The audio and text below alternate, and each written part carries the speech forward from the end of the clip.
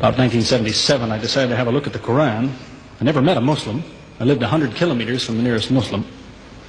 See, what interested me was what non-Muslims said about Muhammad. There are books and books written about Muhammad that tell you, one thing we know for sure about this man, he had an outside source of information. One book I've got says the Quran was written by a committee, because they've established so well that there's information in there that an Arabian shouldn't have known. He must have had someone from the outside bringing him this information. So they say, one thing we know for sure, he had an outside source of information. Now, he said this book was a revelation. So they say, you see, he was a liar. He got it from somewhere, he put it in a book, and he gave it to someone, telling him it was from God. He was a liar. Other people write books and books on the subject of Muhammad, and they say, one thing we know for sure, he thought he was a prophet. He was crazy. Because they look at his life very carefully, and they see episodes like, for example, when he hid in the cave with Abu Bakr. He was running from the whole city who wanted to kill him, and he hid in the cave, and when the Meccans came running up to the cave to kill them, what did he say to his friend? Did he tell him, see if you can find a back way out of the cave? What he told his friend was, relax. He was telling him, I see what you see, but he said, God is with us, God will save us. So people on that basis, they say, you see, he thought he was a prophet. He thought God was with him because he said things like that. He wasn't a liar. They never seem to realize that one man can't be both. So you can't be a liar and a crazy man at the same time. If you think that an angel gives the words of God in your ear, and somebody says, I have a question for you, what does God tell you about this thing? I want to hear an answer tomorrow. If you're a crazy man, if you think an angel whispers in your ear, then you don't sit up that night thinking, what will I tell him tomorrow? What can I find? Who knows the answer? You're crazy. You think the angel will tell you the answer. You don't go and look it up somewhere. You see, you can't be a liar and a crazy man at the same time. You can be one or the other, or neither, but you can't be both. You see, I read 2 non-Muslim biographies of Muhammad. One was by Rodenson, who was an atheist, who hated the man. But many interesting things come up about his life that I had to wonder about. One story that's told is that when he was an older man, he had a son named Abraham. The son died when the child was 2 years old. The same day the boy died, there was an eclipse of the sun. The sky went dark. And the Muslims came running to their prophet and said, look, it's a miracle. Your child died and the sky went dark in sadness. It occurred to me, see, if he was a crazy man, he'd probably believe what they said. He'd probably think, yes, it's a miracle. My child died, the sky is dark. Yes, it's a miracle. If he was a crazy man. If he was a liar, he would have taken advantage of it. He would have said, yes, right, my child died, the sky is dark, you tell everyone, it proves I'm a prophet. It's a miracle. But what did he do? He became angry with the Muslims. He told them that was nonsense. He was angry with them. How dare you say that? He said, the sun and the moon are signs of God, and they don't worry themselves about the birth of a man or the death of a son of Muhammad. Doesn't look very crazy. Doesn't look much like a liar. Now you have a third alternative, of course, which people tell you all the time. They say, no, he was not a liar. He was not a crazy man. He was deceived by the devil. Deceived by the devil. It's an interesting idea. But whatever you say, you better be ready to back it up. There's a lot of difficulties with that idea.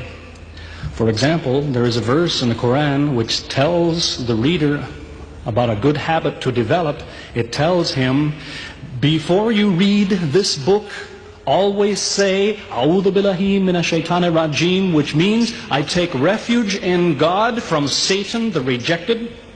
Is this Satan who wrote this? Who said, before you read my book, ask God to save you from me? Is that Satan who wrote that?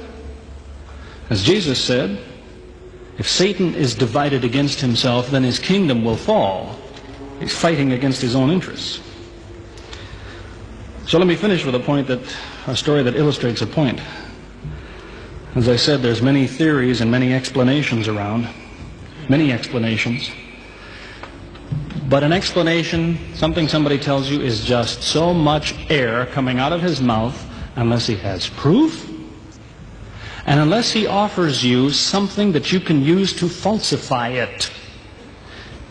You see, there's many theories of how do the planets go around the sun and how do the stars burn and all the rest of it. Many theories. Most of them are just so much wind. Scientists pay no attention to them because they don't contain something that could be checked to prove it false.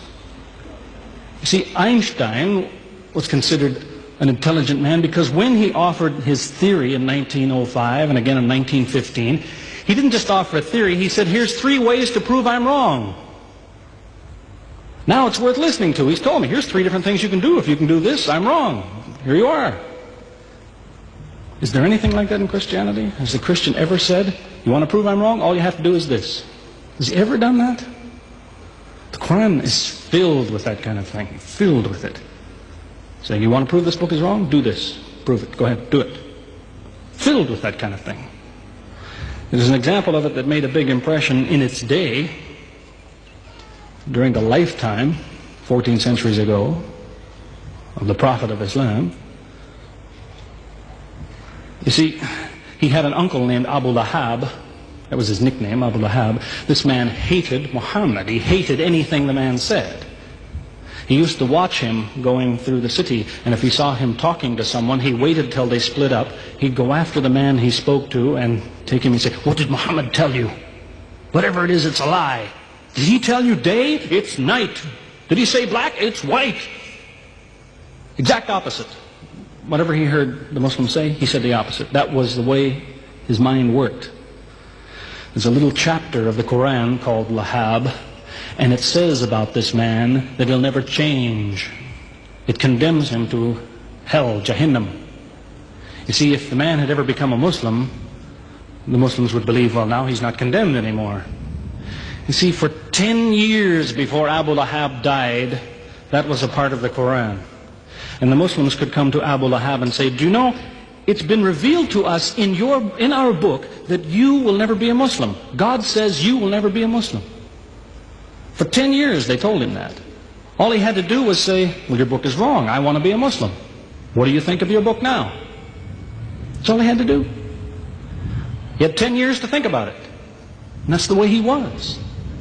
See, if somebody is your enemy, you don't come to him and say, you want to prove I'm wrong? Here, say this. Come on, say it. If all you have to do is say the words and I'm wrong, you finish me. He never did it. See, this is one of many cases of something that was offered that could have been falsifiable. So it was. As I say, in 1978, after, how long would it be? 15 years of arguing with church authorities, one place or another, I got the idea. I'm going to argue with some other people. I'm going to read the Quran, see how much of it is any good, pick out the true, pick out the false. Thought it'll take a few years, it'll take some serious study and so on. I read through it. About 3 days later, I finished it. I said, this is what I've been saying for 15 years. So I went to find some Muslims. I don't want somebody to feel you've been tricked into something. I haven't said anything about Christianity that isn't true. I haven't said anything about Islam that isn't true, unless it was a slip of the tongue or something. I'm simply trying to remind an individual, don't close your mind before it's too late. Don't make up your mind before you have all the facts. Most people who used to be Christians and become Muslims will tell you, I am a better Christian than I used to be. Now I follow Christ. I didn't before. That's what I would tell you. The Bible says Jesus told his disciples, when you greet one another, let your greeting be, peace be with you. He set the example. Peace be with you. Who says that today? Christians? Once in a great while, maybe. Muslims, whether they speak Arabic or not, they say, Salaam alaikum. Peace be with you. Jesus, when he prayed in the Garden of Gethsemane, put his forehead on the ground. Who prays like that? Christians or Muslims? Jesus used to fast for more than a month at a time. Who fasts today? Christians or Muslims? who really is trying to imitate Jesus. Somebody said to me before coming in here, they said, the Muslims make Jesus out, they insult him and so on and so on. How, possibly, do they insult him? They lift him up. Up. They can't tolerate anything bad said about him. They would just as quickly tell you that, they say Muhammad Rasulullah means Muhammad is the messenger of God. They will just as quickly say Jesus, Isa, Rasulullah, no problem. Just as quickly tell you that, because it's true. They occupy the same place. If God himself wants to make distinctions among his prophets, that's his business, not ours. Treat them all with the same amount of respect. May God guide us always closer to the truth.